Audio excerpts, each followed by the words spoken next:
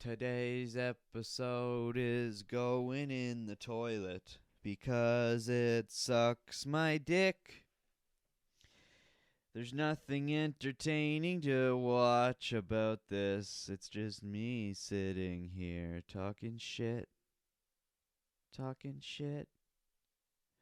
Talking shit. Okay, let's just talk about Mike Falzone and Steve Zaragoza. If you don't know who Mike Falzone is, if you don't know who Steve Zaragoza is, then please pause this podcast, actually close it, don't come back. Because this podcast is shit anyway. No. So if you don't know who these fellas are, okay? Steve started on, so I've said this plenty of times before, but Steve started on SourceFed. SourceFed was a major news, type platform on YouTube for quite a while, created by Philip DeFranco. It was fucking fantastic. It was not only news orientated, but it was, they had like the SourceFed nerd section, which was all like video games and board games and cool stuff like that. But even on the SourceFed regular channel, they had all kinds of like commentary and amazing stuff. And then, they got bought out by the Discovery Network or something. And then they shut it down and stopped it all. It just came to a halt. And then eventually Steve, not only Steve, but the other famous people who were part of SourceFed, like Joe Beretta, Elliot Morgan, and Lee Newton, they got together and started the Valley Folk. And then there was another branch of SourceFed people that created Sugar Pine. And then there was, everybody branched off into something else. Anyway, Mike Falzone was also part of SourceFed. I hate how I have to explain all this. But he was doing stand-up on the side, so he's still doing stand-up. And then anyway, so then Steve and Mike get together, and they start their own podcast called Dynamic Banter. And it is a beautiful piece of art. It's great. It's one of my favorite podcasts.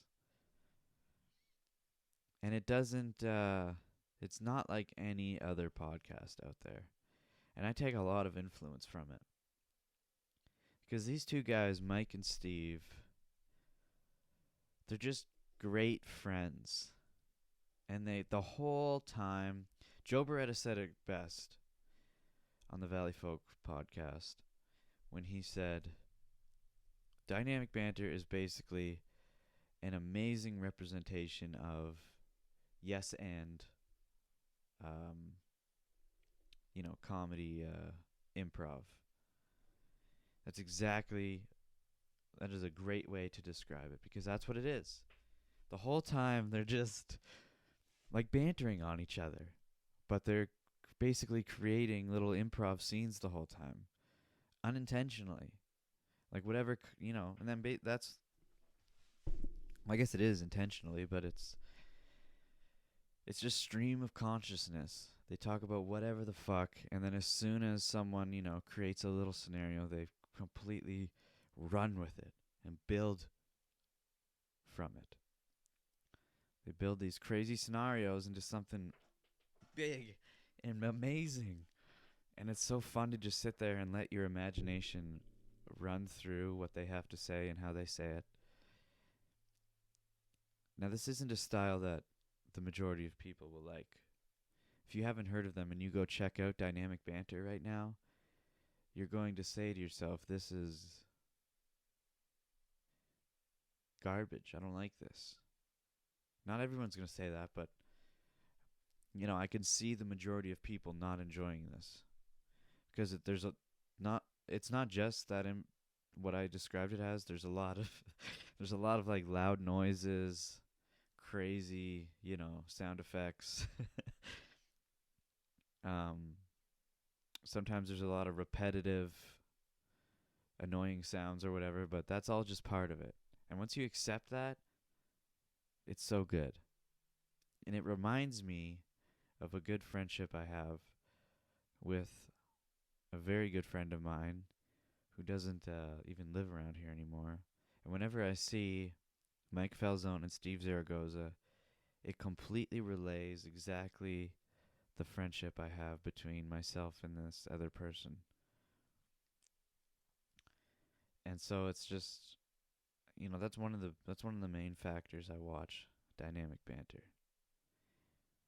And it would be nice if someday I could turn the Dynamite Gizmo podcast into, some sort of version of Dynamic Banter. Not a complete rip-off, obviously, but a completely inspired version of Dynamic Banter, where I could have this friend that I'm talking about be in the podcast, like full time, like every time that I'm on, and we do something like that. That would be so, like that is what I envision whenever I watch Dynamic Banter. Because I have this friend. I am, I'm either Steve or Mike, whoever, and I know I have someone. I have a friend who is exactly like the Steve to my Mike. Like it could happen if we lived closer together and could do this. And so I've been pondering, discussing it with him and then moving, but I don't know.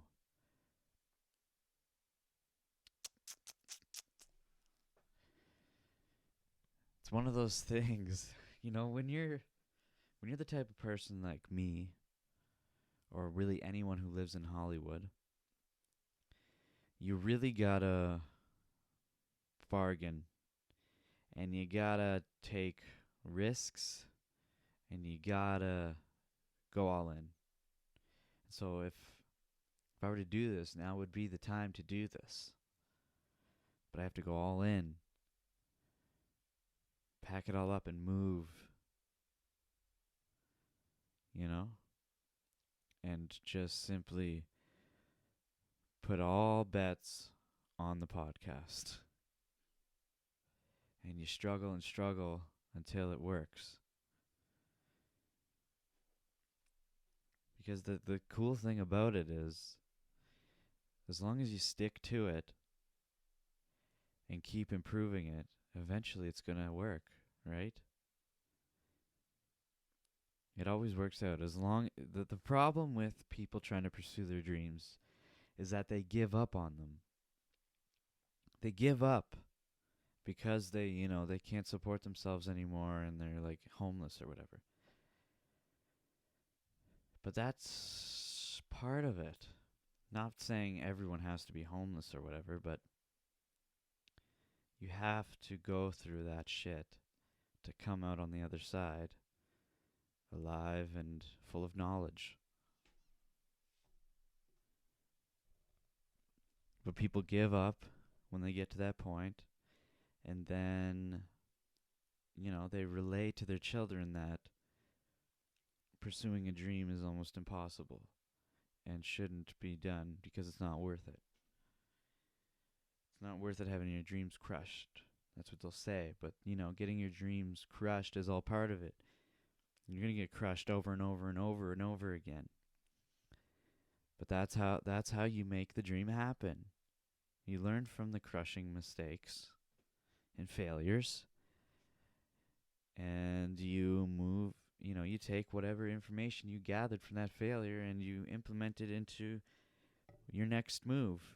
And, you fail then and then you learn a little more. Fail again, learn a little more. And then that's how this works, okay? It's either you do it that way or you have someone, who's already in the industry and they, push you in, and then, or someone with money, there's the easy ways and then there's the hard way. And if you're just an average Joe, you gotta take the hard way. And then you do whatever you can to get there, because you'll get there eventually. Because you got to look at it like this. Look at how many people have actually successfully achieved their dream. They did it. So just the fact that they did it, there might not be a lot of them that did it, but there's people that did it. So that's just proof that it can be done.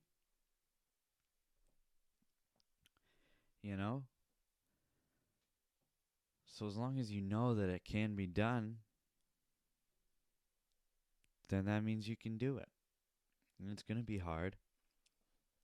It's going to be very, very fucking hard. But it'll be worth it in the end. And some people you just can't convince of that. You can't convince them of that. They just don't think it's possible. Parents will tell their children, you have ridiculous ambitions that will never happen. And you know what? Just let that be the fuel for your flame. Take what they said and use it against them. Take what they said and prove them wrong. Isn't that what life is all about? Proving the people who deny you wrong. Right? Because once you do prove them wrong, not only does it feel good for yourself, but then you've changed the viewpoint and perspective of the person who denied you. And they will realize, oh, shite. I guess I was wrong. They can't ever say that they were right after that point. Because if you show them, look, I'm making more money than you. To the power of 10. I'm better. You're an asshole. Don't say shit like that, but I don't know. Shut your fucking mouth. You don't know what you're talking about. I don't know what I'm talking about. I just thank you, Lord Jesus. All I gotta say is, go check out Dynamic Banter. You may not like it, but you may like it, but you may not like it, but you may like it. My poo looks like angel hair pasta. Come